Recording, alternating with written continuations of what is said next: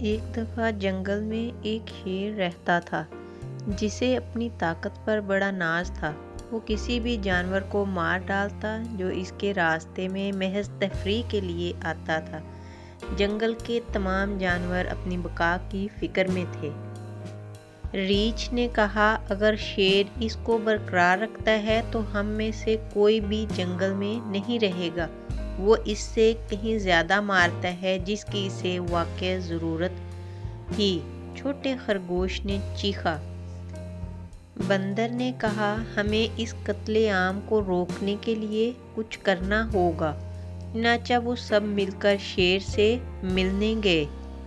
اے جنگل کے بادشاہ، ہم ایک چھوٹی سی درخواست کرنے آئے ہیں، سب نے شیر سے کہا۔ اب یہ کیا ہوگا؟ شیر خوش مزاج نے پوچھا۔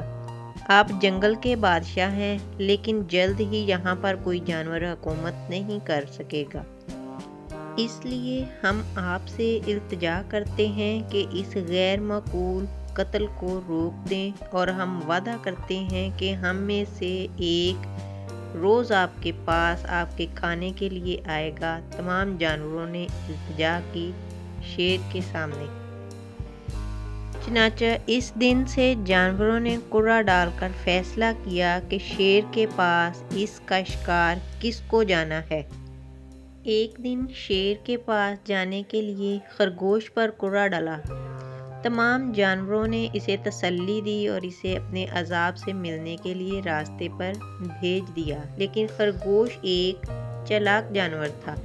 وہ ظالم شیر کے ہاتھوں مرنا نہیں چاہتا تھا۔ اس نے راستے میں ایک پرانا کنواں دیکھا۔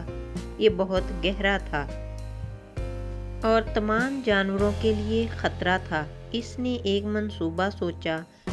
چھوٹا خرگوش سارا دن کنویں کے پاس سوتا رہا۔ شام کو اس نے شیر کی مانند کی طرف اپنا راستہ بنایا۔ اس وقت شیر کو بہت بھوک لگی تھی، اور جب اس نے ایک چھوٹے سے خرگوش کو اپنی طرف آتے دیکھا تو وہ غصے میں آ گیا۔ چھوٹے سے جانور، تم اتنی دیر سے آنے کی ہمت کیسے کی؟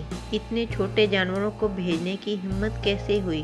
میں ان سب کو مار ڈالوں گا۔ غصے میں شیر دھاڑتے ہوئے بولا۔ میرا قصور نہیں اے طاقتور شیر، میرے ساتھ 3 خرگوش اور بھی تھے، لیکن یہاں راستے میں ایک اور شیر نے ہم پر حملہ کر دیا۔ میں بچ نکلنے میں کامیاب ہو گیا، باقی 3 خرگوشوں کو اس شیر نے کھا لیا۔ خرگوش نے کہا، کیا میرے جنگل میں ایک اور شیر ہے؟ مجھے فوراً اس کے پاس لے چلو، شیر نے غصے سے کہا۔ خرگوش شیر کو کنویں کے پاس لے گیا اور دور سے اشارہ کیا۔ دوسرے شیر نے کنویں کے اندر سے ہم پر چھلانگ لگا دی جب ہم نے کنویں سے پانی پینے کی کوشش کی۔ شیر غصے سے کنویں کی طرف بڑھا اور اندر جھانکا۔ وہاں وہ کنویں کے اندر ایک اور شیر کو اپنی طرف دیکھ سکتا تھا۔ بیوقوف شیر کو اپنے غصے میں کہ احساس ہی نہیں تھا کہ وہ اپنے عکس کو دیکھ رہا تھا۔ وہ دوسرے شیر پر غصے سے گرجا۔ اس نے جوابی دھاڑ سنی۔ یہ صرف اس کی اپنی گرج کی گونج تھی، لیکن شیر نے سوچا کہ دوسرا شیر اسے للکار رہا ہے۔ وہ چھلانگ لگا کر اندر داخل ہوا اور ایک زوردار تھپڑ مارا، اور یہ شریر شیر کا انجام تھا۔